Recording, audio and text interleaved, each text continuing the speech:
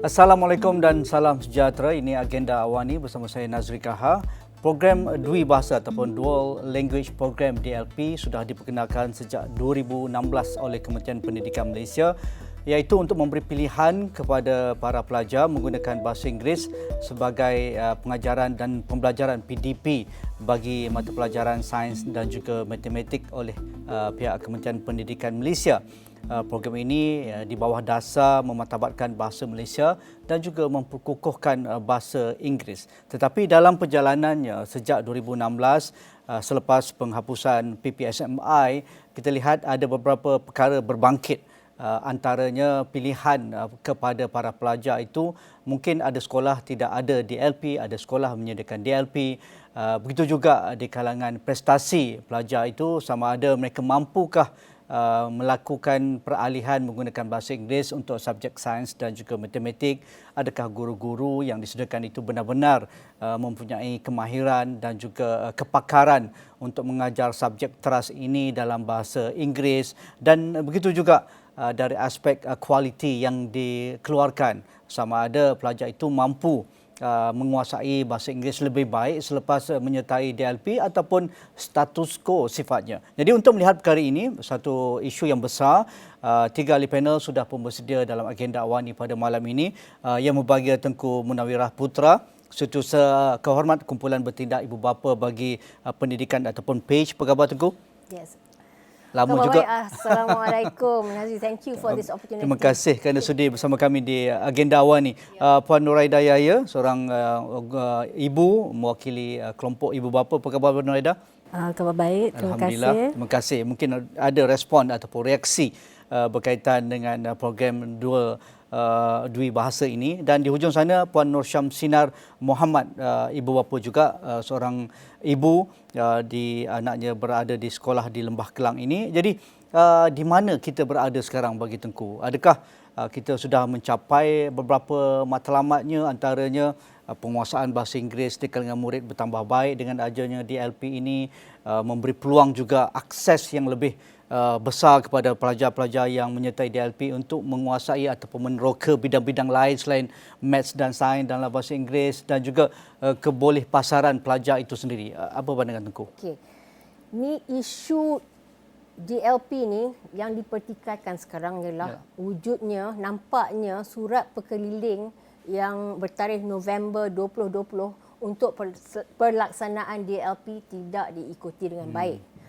Ada 4 garis panduan DLP yang sekolah-sekolah patut ikutlah. Okey, nombor 1, mempunyai guru yang mencukupi, guru dengan sumber lah. Sepatutnya.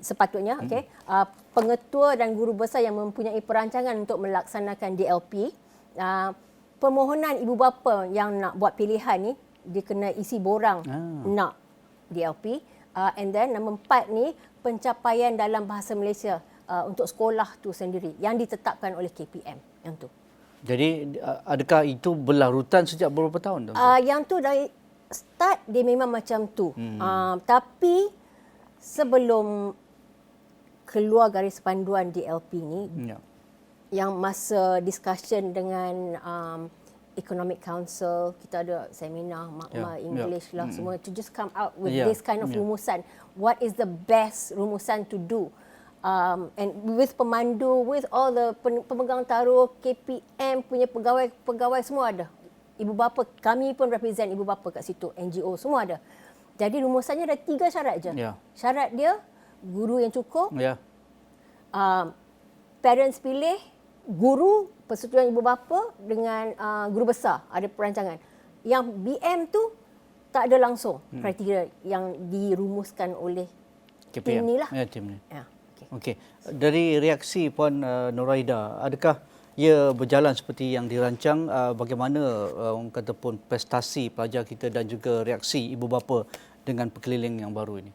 Okey, saya selaku wakil ibu bapa dari sekolah yang terkesan, kami merasakan pelaksanaan ini tidak mengikuti surat perkeliling 2020 itu. Sebab pertama, semasa orientasi kami telah diberi jaminan oleh guru besar bahawa sekolah ini adalah sekolah DLP sepenuhnya. Oh, dari awal-awal sudah diberitahu. Sudah, semasa orientasi. Dan semasa orientasi juga buku teks dalam bahasa Inggeris untuk DLP, sains dan juga matematik telah diberikan. Bersedia, sudah ada? Ya, sudah bersedia. Jadi agak kecewa jugalah sebab pada minggu pertama persekolahan kami hanya diberitahu melalui pesanan WhatsApp yang kelas akan diagihkan kepada bukan DLP dan juga DLP. Dan buku juga telah ditarik. Jadi kami rasa ia seumpama hak anak-anak telah dirampas. Jadi kami rasa pelaksanaan ini terburu-buru, secara tiba-tiba dan tiada perancangan. Adakah itu juga yang berlaku di sekolah anak Puan Samsina? Ya, benar. Kami diberitahu semasa taklimat bahawa akan diadakan satu non-DLP kelas. Akan tetapi kami tidak jelas berkenaan asesmen penilaian akan dibuat. Cuma diberitahu seminggu sebelum hari raya anak saya tidak layak untuk masuk DLP kelas. Walhal anak saya 24 hours dari kecil memang berbahasa Inggeris. Jadi saya tidak faham apa kriteria untuk masuk kepada DLP kelas. Adakah kamu mesti fasih berbahasa Melayu atau kamu kena fasih berbahasa Inggeris? Jadi kami sebagai ibu bapa rasa dipaksa untuk anak masuk sekelas non-DLP. Kerana macam Tunku cakap tadi adalah pelibatan ibu bapa. Ibu bapa kena memilih. Jadi ibu bapa telah memilih untuk masuk DLP dan tiba-tiba dimasukkan ke dalam non-DLP kelas. Jadi hak kami ditarik macam Pak Ida cakap dan kami dipaksa. Itu yang kami rasakan. Apa tindakan ibu bapa dalam hal itu ketika itu diberitahu? Alright. Saya ibu bapa dalam satu kelas yang terkesan kerana di sekolah ini ada 6 classes, satu kelas sahaja DLP. Just imagine, satu kelas berbeza dengan 5 classes yang lain. Apa yang kami lakukan, kami pergi berjumpa guru besar dan berbincang, dan selepas itu a few series of meeting dan juga kita jumpa Jabatan Pendidikan Negeri JPNWP KL wilayah, dan selepas itu a few series of surat dihantar kepada pihak yang bertanggungjawab. But as at today, sepengetahuan saya, kami tidak mendapat apa-apa respon. Apa isu yang dilihat di depan mata yang berlaku di sekolah? Sekolah tak cukup guru ke? Ataupun tak cukup buku teks ke? Ataupun persediaan tidak ada? Yang lain-lain. Jika ditanya kepada sekolah tempat anak saya bersekolah, in terms of resources, saya percaya cukup. Kenapa saya cakap cukup? Kerana anak saya ada darjah 4 dan sebelum ni tak ada isu on 100% DLP. Cuma tahun ini kami diberitahu ada instruction ataupun lebih kepada secular, I believe so, secular, untuk mengadakan satu DLP kelas. Tapi bagi kami, macam Puan Aida cakap, Tunku cakap, this is terlalu tergesa-gesa. All the textbook memang dalam English, selepas tu ditarik balik.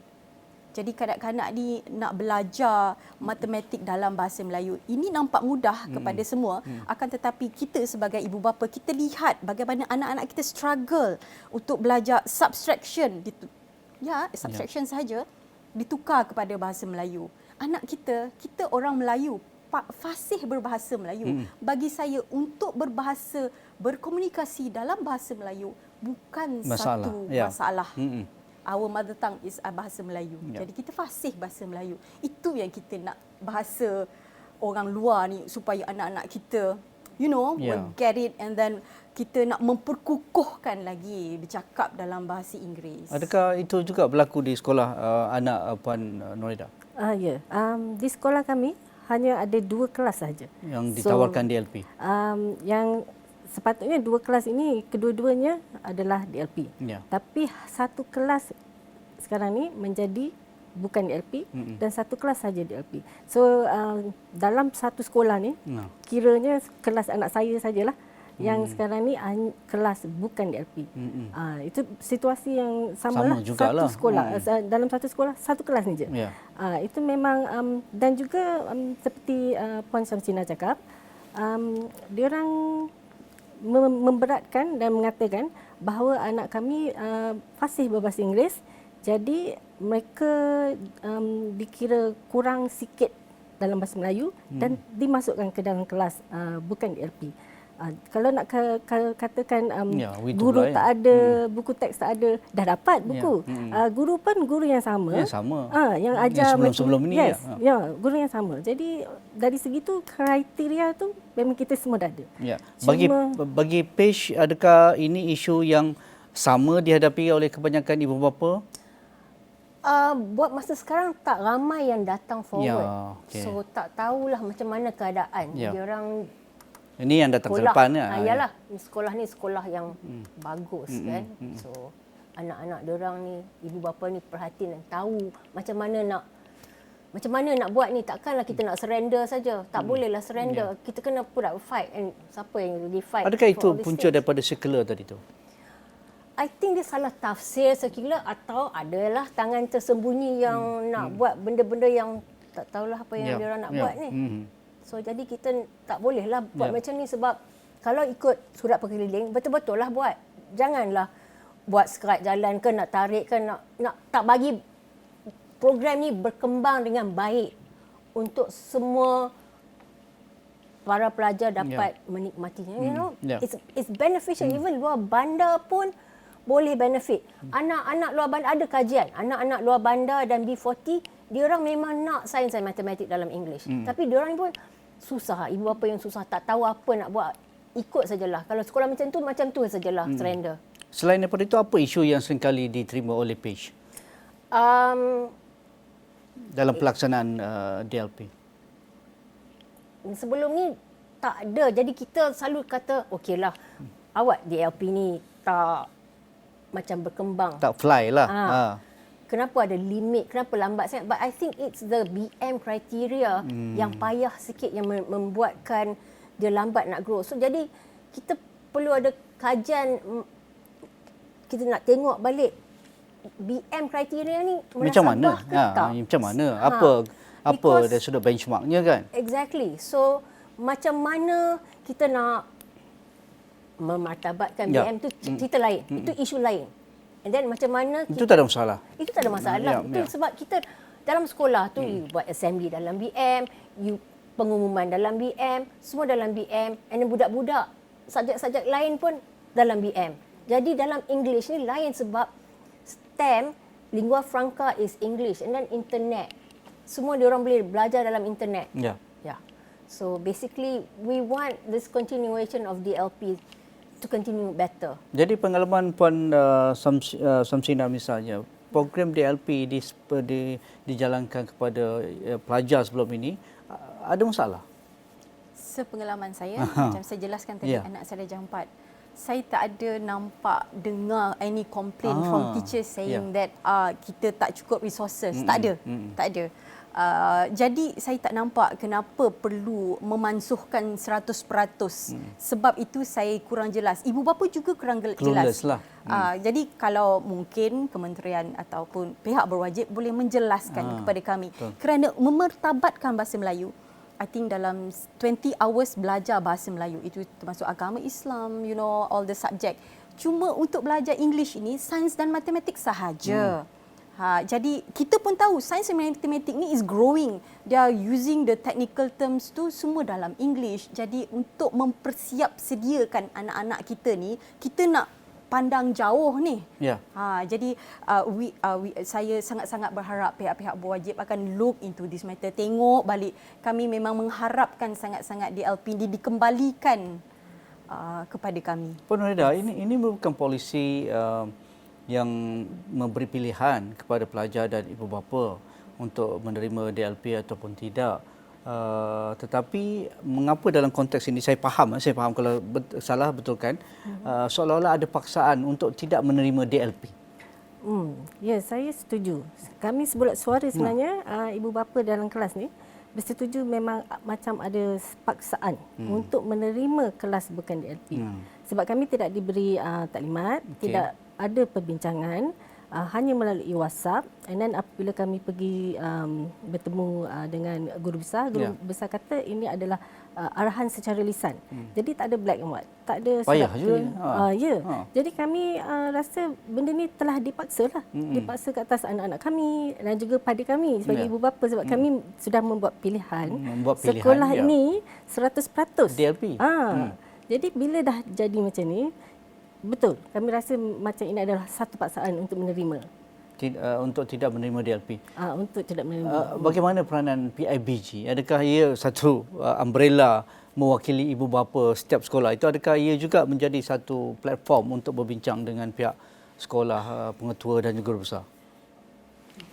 Actually, that's why page was set up because kita tak boleh discuss dalam PIBG. Oh, ya ke? Yes. Itu ada dia punya... Because PIBG, guru ada di dalam itu, menurut perintah. Ya. So dia kena follow apa KPM arahkan sebab dia. itu, ya.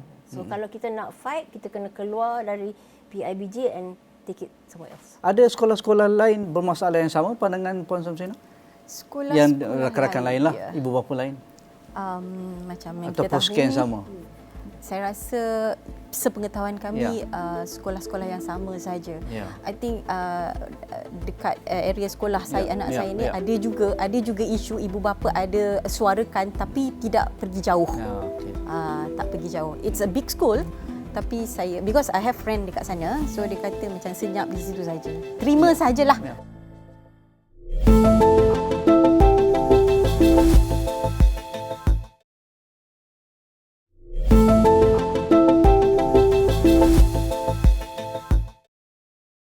Ya, Tengku, dalam beberapa sidang media Menteri dan juga Timbalan Menteri dalam isu DLP ini ada memberi respon, memberi reaksi ikut-ikut yang saya sempat tengoklah. KPM bersedia untuk menyelesaikan segera isu DLP di mana saja yang berbangkit, termasuk yang ada juga mendapat perhatian media. Apa pandangan Tengku? Itulah. Tapi Menteri kata guru cukup untuk buat DLP. Dia kata kena fulfill BM criteria. Tapi macam mana BM criteria tu pula? Sebab lain sekolah lain, now UPSR dah tak ada kan? Macam mana dia nak buat benchmark tu? So yang tu satu.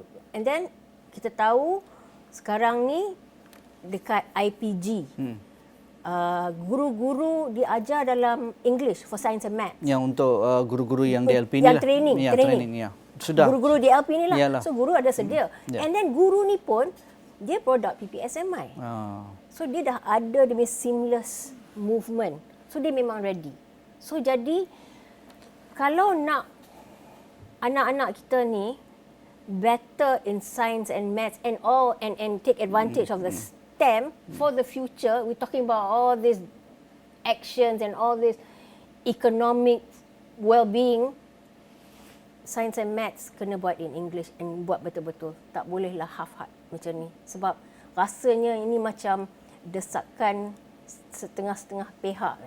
Ya, itu yang saya ke arah itu. Kerana beberapa kumpulan termasuk yang menentang pelaksanaan PPSMI sebelum ini masih lantang. Masih lantang mengatakan DLP wajar dimansuhkan dan KPM perlu bersedia untuk memperkukuhkan lagi bahasa Inggeris dan juga memperkukuhkan bahasa Inggeris dalam subjek mereka itu sendiri, bukan dalam subjek PPSMI ataupun matematik dan sains. Jadi adakah PAGE merasakan ini satu langkah terkebelakang sedangkan keputusan sudah pun dibuat 2016, kajian memasukkan PPSMI, soft landingnya melakukan DLP. Jadi apa masalahnya? Itulah sebab memang kalau nak buat subjek English tu saja untuk English tak cukup. Dalam blueprint kita pun dah kata 15% of time to study English based on the English subject tak cukup. So DLP ni bagi time nak mengaplikasikan English dalam subjek. So dia orang boleh guna English tu yang dia orang belajar dalam English and then lagi dia boleh ke depan.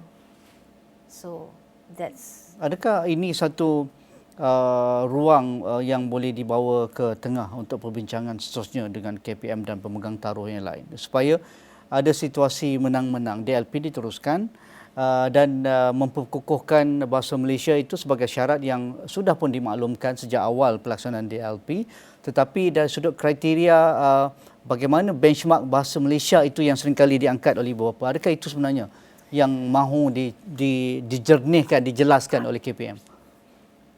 Yang tu susah nak kata apa benchmark Ya, yang itulah. enough. What is enough? Kita Perlu ada test ke? even kalau ada test, you nak test budak-budak standard 1. Baca pun tak erti lagi. Nak buat test apa?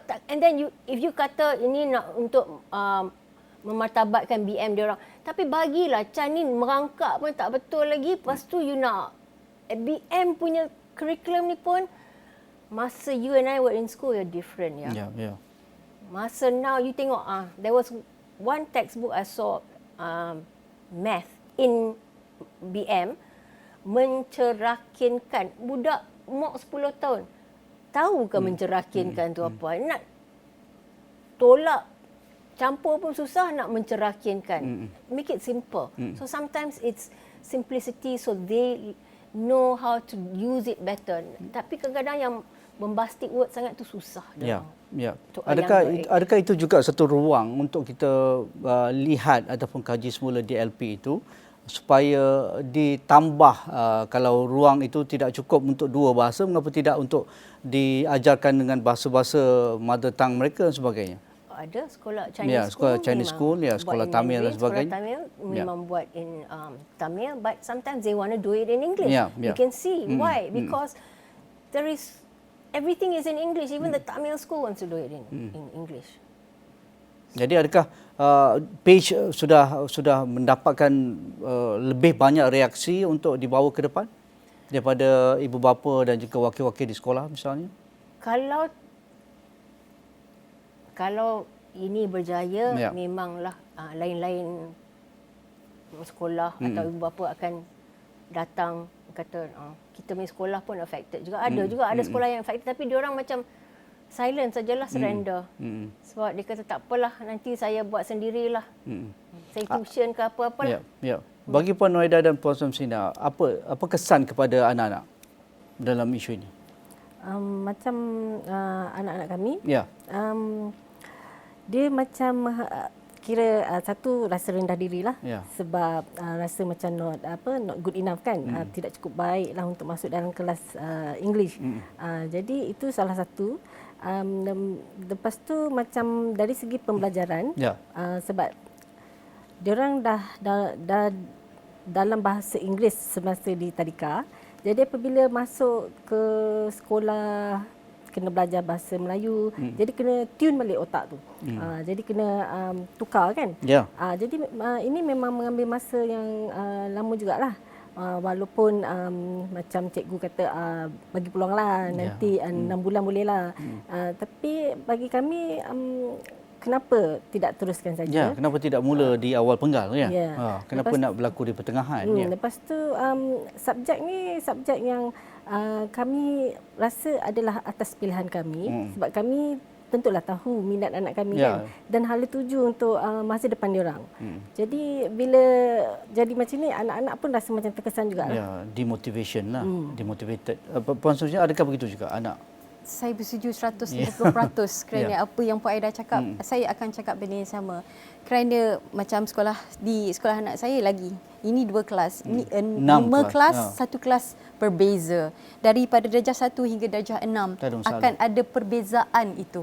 Just imagine, semuanya akan berbeza, akan nampak. Before this dia ada di dalam DLP, tapi ada transition 1 bulan tu dipindahkan ke kelas lain. It will be different. And then like my anak saya, di sekolah belajar bahasa Melayu, di rumah dia akan continue buat dalam bahasa Inggeris because of dia tak berapa faham katanya. I do not know because saya tidak berada di sekolah. So this is apa yang saya dapat daripada anak saya. Kerana ada macam Puan Aida cakap, ada perkataan-perkataan begitu asing. Jadi memerlukan masa untuk faham. Adakah sebenarnya kuasa ni, Tengku, boleh dibuat di peringkat sekolah? Tidak perlu mendapat arahan daripada KPM? Kerana ini melibatkan pentadbiran sebenarnya.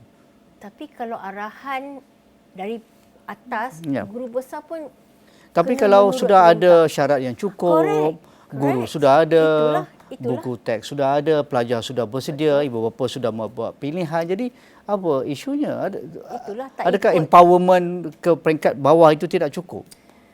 Itulah tak ikut surat perkeliling. Masih menjadi satu menghantui para pentadbir sekolah. Ya. Hmm. So kita kena ikut, bagi dorongan betul. Kalau Sarawak boleh buat 100%, tak ada isu. Jadi adakah PIS rasakan sudah sampai masanya isu ini diangkat sebagai satu isu mainstream semula?